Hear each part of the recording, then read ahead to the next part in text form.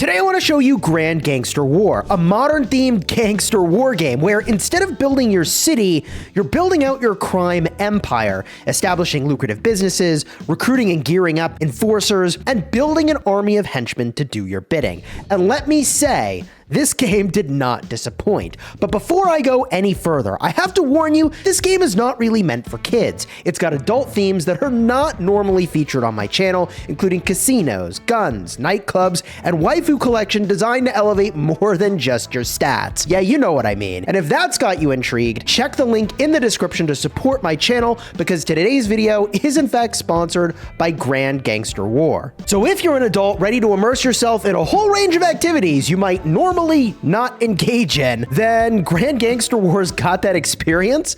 Let's jump in game and get started. The basics of Grand Gangster War are much like what you'd expect for a city building war game at the start. You're going to start by leveling up your office. This is the sort of central headquarters of your operations. And from there, you'll build up other things around it, including a casino, a nightclub, you've got a restaurant, and a place to sell firearms. In fact, when you zoom in to upgrade buildings like, for example, the gun shop, you see that you actually go and upgrade individual components of that shop first. So for example, I'm making these upgrades here, upgrading the displays, then I switch and do the tables, then I do the sales desk, and once I've updated the sales desk to the highest level, then I can go in and upgrade the building itself. As another example, I can head over to my restaurant and do the same thing. When I go to upgrade the restaurant, first I upgrade the specific tables, then I'll go and I'll upgrade the cashier desk. And if I wanted, oh, I gotta get more currency. GG. All right, I can upgrade the ovens over here, so I could do that real quick. A couple of those upgrades, upgrade, boom.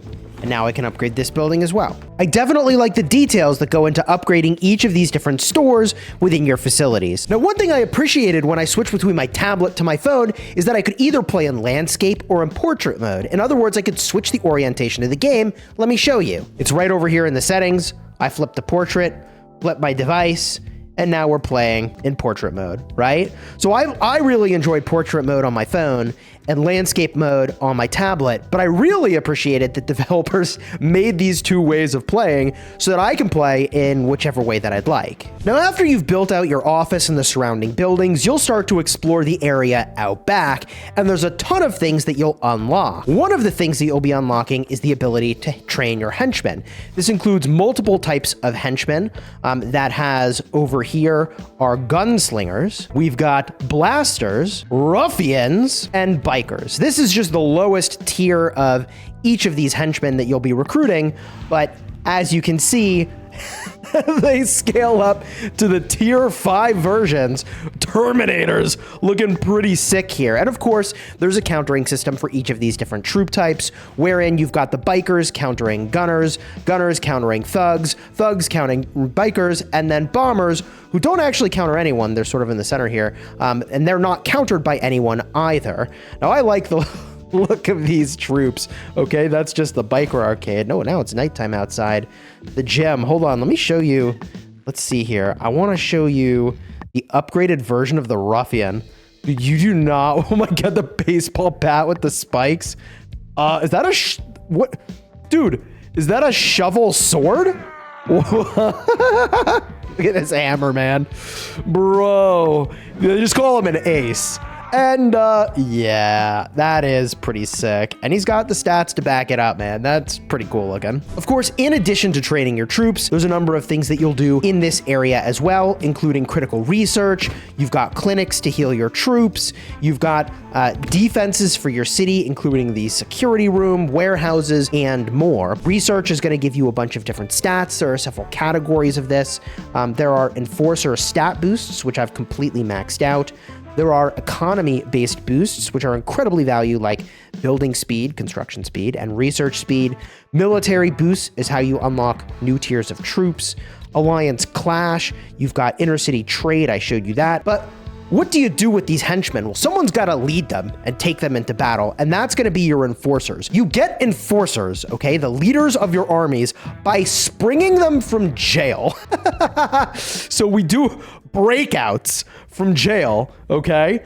And you can see I've got one free breakout saved up. You straight up spring them out of jail. So this is how you recruit in the game.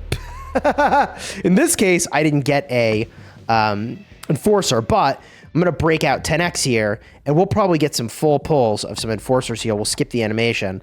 So I've got one enforcer I already had. Here's another one. Talita, add her to the squad. Let's go. Another full conversion here of an enforcer I already had. Nice. All right, so you pull these enforcers. Oh, Arthur, nice. Okay. Dude, look at that bike. You pull these enforcers, and oh, I got another one. Dude, I'm getting lucky with these pulls. Daniel, let's go. I actually have not built Daniel yet. Let me show you who I've been working on, all right? So we go to the enforcer screen, and this is the enforcers that take the henchmen out in the world and do my bidding, building my crime empire, okay? And you can see here that each henchman has a series of skills. You can improve their skills. You can improve their levels by committing cash, and you can improve the equipment they've got on. For example, he's got an M10 for his weapon. I can upgrade this weapon. I also have an Aloha shirt equipped to him. Not the strongest, but hey, it's what I've got. I've got the Power of Galaxies. I believe this is in the accessory slot. So, oh, and there's vehicles too. Hold up. Mounted. Dude, let's do it. Do it. Do it. Do it. Oh, heck yeah. I gave him a car. We'll get to cars in just a minute here because you also can pull cars. Cars give stats. And obviously you can see Gavin has now got his ride, baby, which is kind of cool. All right. So each of these enforcers has abilities that they do in a couple different game modes. And I want to be able to show you these different game modes. Okay. Let's start by showing you a game mode that you use initially to sort of fight your way through this back alley area and unlock all this stuff, all right? And this game mode, it's right over here. It's very similar to this. This is exploration. This is a way that you actually are going to passively collect loot as you are not even playing the game. You're just passively accumulating stuff. I can claim it, although I already just claimed this stuff over here. But when I go to battle, all right, I'm going to take my enforcers into this battle. I can arrange them in sort of whatever way that I'd like. I'm going to run this particular battle on auto and hope that I can win. I think I should be able to. And we're going to get this thing started, all right? So here we go. We've got this on auto.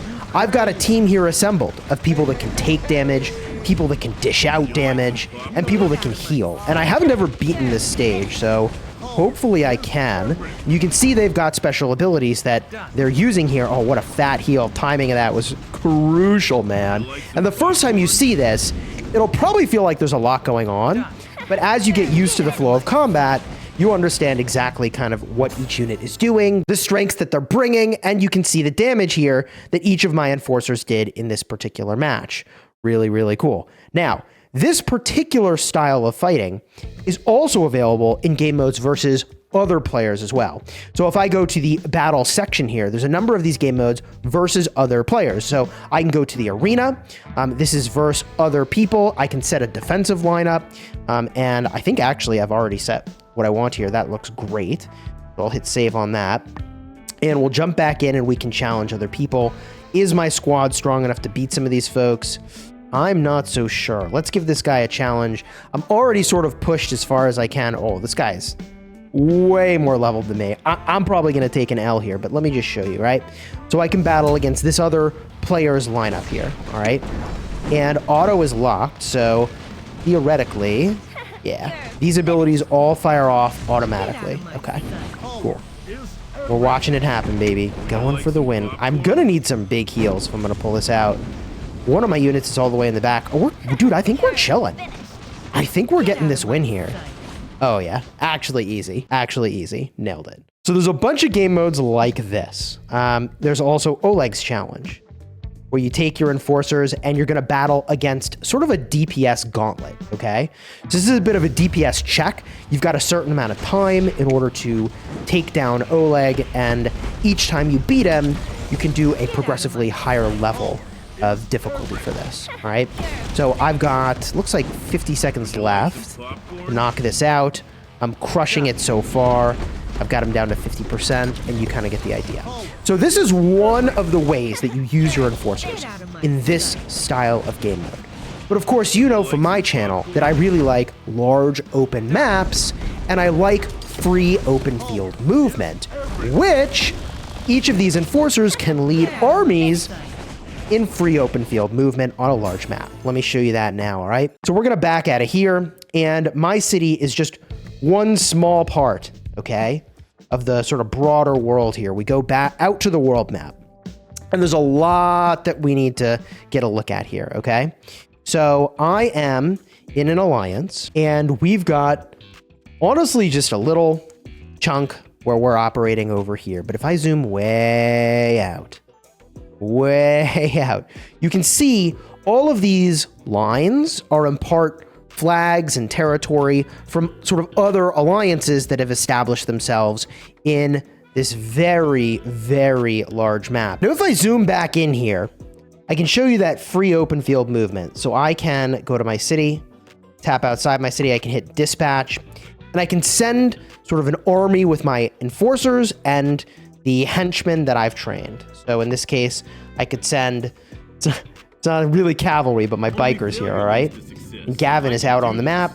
I can move him in real time, and I can do the sorts of things that you're used to in this style of game, like gathering resources or battling the equivalent of sort of barbarians that you would see in fantasy games, right? So I can search for different resources. I'm gonna go hit some gangsters over here. You can attack gangsters up to level 4. I'm gonna search for one of those. We're gonna swing on in, all right? So combat's gonna happen in this game in real time.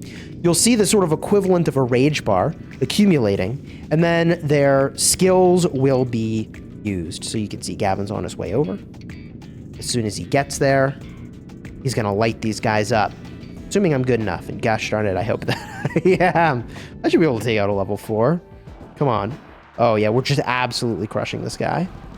May not even get those like big active skills. Oh yeah, because I cooked him so fast. Easy peasy, all right? So I got a bunch of these to take down. I can go after a level 5 now. You kind of get the idea. Now, in addition to battling stuff and gathering resources, there's also this dark web intel that you can gather and missions that you can complete.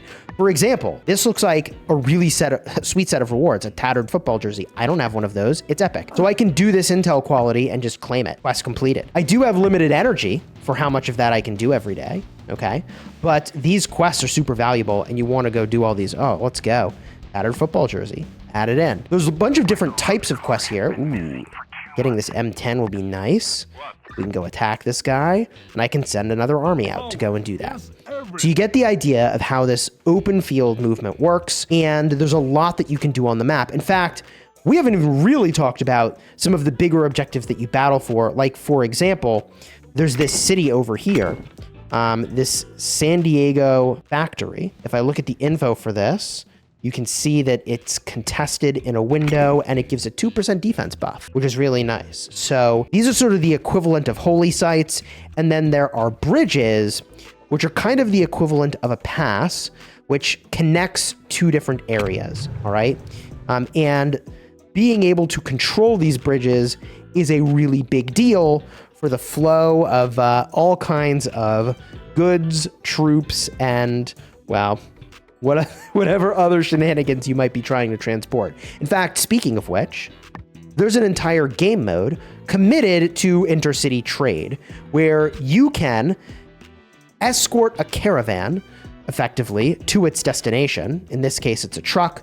You set your team, you pick the truck rarity and its reward, and you send them on their way. And you can ambush other people's trucks. You can literally go raid other people's trucks. So if you think that your team is stronger than theirs, you can go attack them and literally steal some of the loot from the truck that they are escorting to their destination. Oh, that guy actually just delivered his truck. Congrats to them. Anyways. Of course, I'm just in the early game, so to give you a sense of the scale of the end game combat, I've got some footage from end game accounts battling in some really crazy situations, and you can see that it gets really, really hectic in the open field, and there's a lot going on, including hitting some cities, which, like, hey, yo, you know that always gets spicy, but also some of the cosmetics in this game are really wicked. Like, bro, What are we looking at? Like a Godzilla dinosaur-like theme here? That thing is actually just sick. So I wanted you to see just like a little bit of just a taste of this end game combat, because things really ramp up from the early game position that I'm playing right now. Now, when you're not smashing your enemies or building up your crime empire, there's a ton of mini games ranging from casino-style games to alternatively things that are a little more outdoorsy and relaxing, like going fishing. And you know I enjoy a good fishing mini game. Here you cast out, hope that you catch a real big fish, and you try to land it in the targeted zone by powering out the reel just the right amount to land in the sweet spot. And I've shown you a bunch of the stuff you can do with your enforcers out in the world. I've shown you what you can do with your enforcers versus other players. And also I've shown you what you can do against some of the PvE content as well. But you're not doing any of this alone. You're, of course, a part of an alliance, and your alliance is critical to your progression. It includes technology, as I mentioned, territory, events, helping each other to improve your research time and your building time and more. In fact, now, as I mentioned, you can collect sweet rides. So let's head on over here to the garage. The garage, once you unlock it, is where you house, of course, your cars here, all right? I've only got this one vehicle, but if I wanted to unlock some more cars, I can go to the luxury car packs here. Let's do a pull here and see if we can get anything cool. We'll pull from the deluxe pack. And let's do a 5 pull on these cars. Come on, baby. We're spending diamonds. Give me something good. Oh, I think we got a car. Wait, did we get a car? We did? Let's go. Let's go. Available. New unlock. Legit. Congratulations, you unlocked a new vehicle, the Washington Compass. Let's go. Now, if I had more copies of that vehicle, I think I could upgrade it. I don't have any of those. So I'll have to collect more of them. But pretty cool, man. Oh, yeah, the 3D spin. Sick. Okay. Nice. Now, when you're not out kicking ass and taking names, you can, of course, visit your mansion. Because, of course, you have a mansion, okay? Mansion's over here. You can review your collection of enforcer gear, doing upgrades and equipping it to your... Oh, yeah, including putting my car on this guy. Let's go! You can go check out your luxury cars, and there's an entire section here that I'll simply let you explore on your own. If you like what you've seen so far, you can check the link in the description to download Grand Gangster War. Using that link will support the channel, and a big thank you to Grand Gangster War for supporting my channel and sponsoring this video. And if you have any further questions, you can find me chilling in the comments section or also in my boss's office. Because hey, I've leveled it up a bunch, looks pretty nice. I'm gonna go hang out there.